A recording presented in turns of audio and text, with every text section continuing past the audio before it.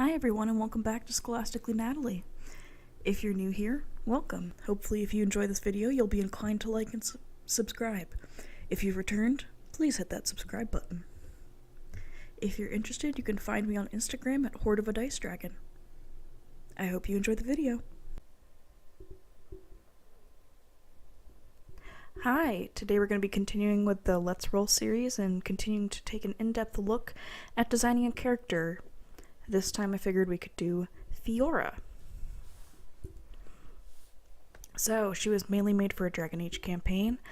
I would like to make a side note that all of the drawings featured are hashtag bad drawings of good moments by me.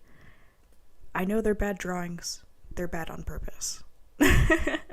I'm not a great artist anyways, but these were made with absolutely no effort to be good.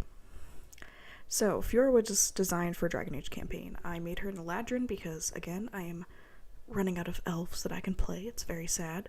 I made her a light cleric, which was extremely ironic because the DM was like, "Oh no, I don't really have any. I don't know if I'm gonna even allow light clerics." And I was like, "That's the one I want to do." Again, the campaign was Dragon Age Inquisition, and I'm pretty sure we went through levels like 1 to 15. I don't even have a firm memory of this. I'm not sure. And then the background was Urchin. So, I have made Fiora, who was ultimately the champion of Dumont and a hero of Thetis. I don't remember if Dumont is in the canon Dragon Age Inquisition god pantheon, because our DM did make some nice homebrew gods and goddesses that were really fun to interact with and play with. But before Fiora became a useful human, we started with an actual intricate character design. I know that I don't really advocate for them, and this is partially why.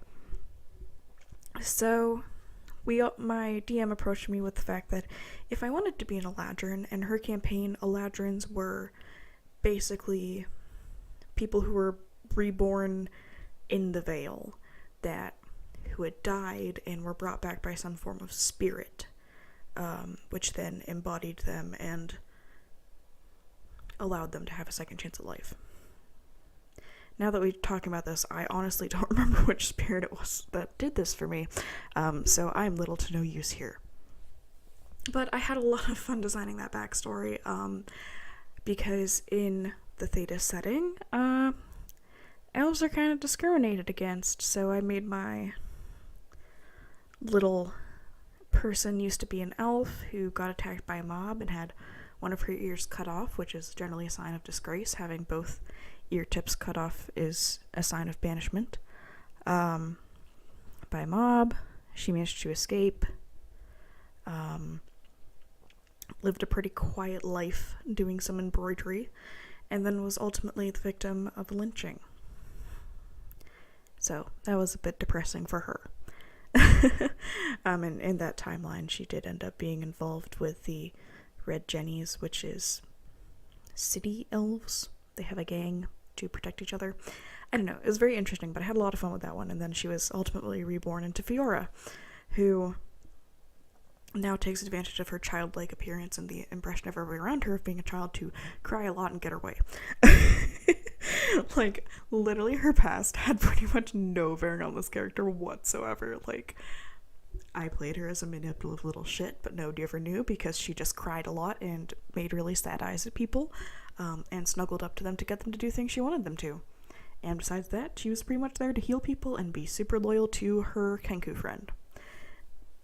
And we never had to deal with anything from my backstory. My DM made some nice vague hints toward it, which I appreciate. My wonderful DM neighbor, who is my roommate,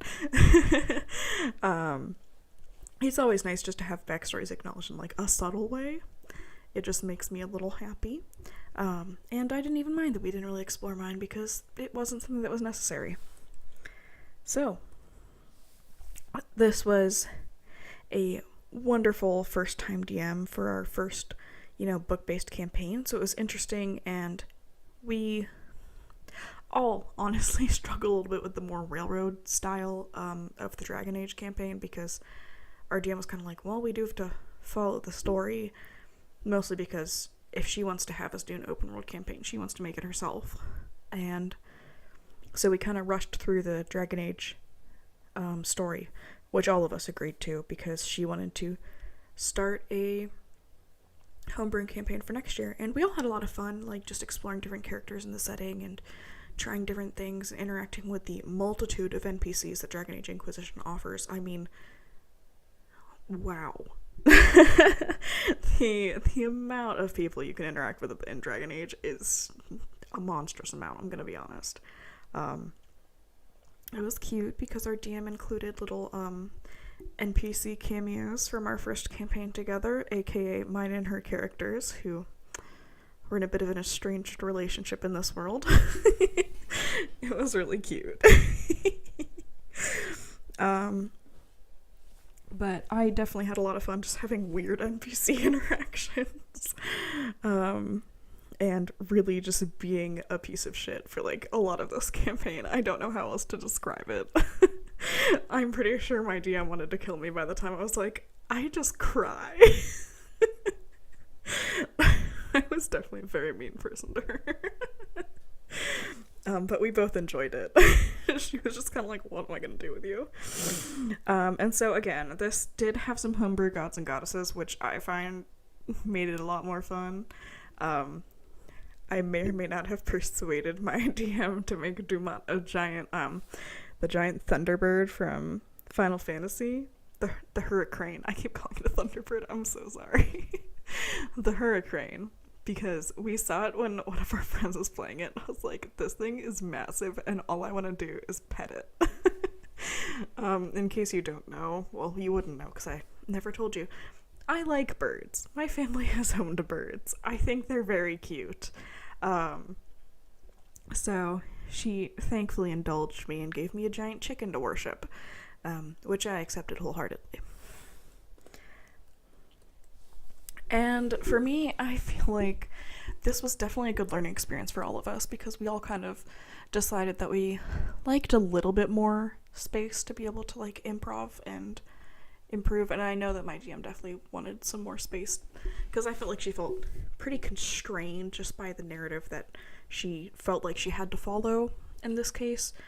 And her homebrew campaign sounds like a lot of fun for next year. I'm actually very excited to start playing in that. And right now, I have a lot of feelings about Fiora, mostly in that it felt kind of weird, just kind of like taking a back seat, although I'm not gonna lie, we were playing during my student teaching, so I was pretty much dead. I literally woke up on Saturdays and went downstairs and played D&D and graded.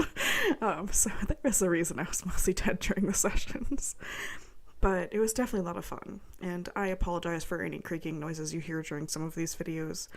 I don't have a desk. I'm not at home. I didn't move into this townhouse with the intention of having a desk, because I figured I could go to a library and record in one of their private rooms, which so far is not successful, and I'm relegated to sitting on my bed hunched over my laptop like a gremlin. So if you hear any creaking, it's really just me changing position. I'm really not good at editing, and I haven't figured out how to like remove sounds from underneath my talking, and currently the video editor I have, you have to pay to see the sound waves, and currently I'm broke, so we're not doing that yet. I would record downstairs, but nowhere is comfortable to sit in, and all the tables are at weird heights for a laptop, and some of my roommates like to stay up late at night. And as much as I'd love to record in front of other people, currently I'm not into that. But enough of an update on me. I hope you've gotten something out of my Fiora design. I had a lot of fun making this character, and then it was honestly pretty ironic for me to just have it come to little to no use in the story, because it's the first time I've done a pretty intricate backstory, and I'm not complaining about it not being used. I feel like it definitely worked for this campaign for it not to be of significance, and really it all just made for a more subtle playthrough. I definitely enjoyed playing in a Dragon Age campaign. If you are kind of like an uncertain DM, I would recommend trying the Dragon Age campaign because it was certainly a lot of fun. There's more than enough for you to work with for literally any type of story you want. It's such a comprehensive universe. And it's really good at providing you with a setting if you're not great at world building.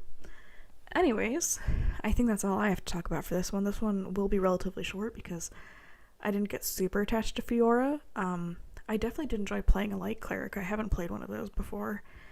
Although I am trying to branch out. I think my next character is going to be a barbarian, which my DM is unreasonably excited about. He was like, I cannot wait. And I was like, oh, okay. I think they're all just a little too used to me being a cleric or a rogue. Neither of which are quite a barbarian mentality. Anyways, I hope that this video finds you all well and that you are staying safe and well. And that you are staying safe. Thanks for watching, and I hope you enjoyed the video. Don't forget to hit the like button and subscribe, and if you're interested, you can find me on Instagram at Horde of a Dice Dragon. Scholastically Natalie, out.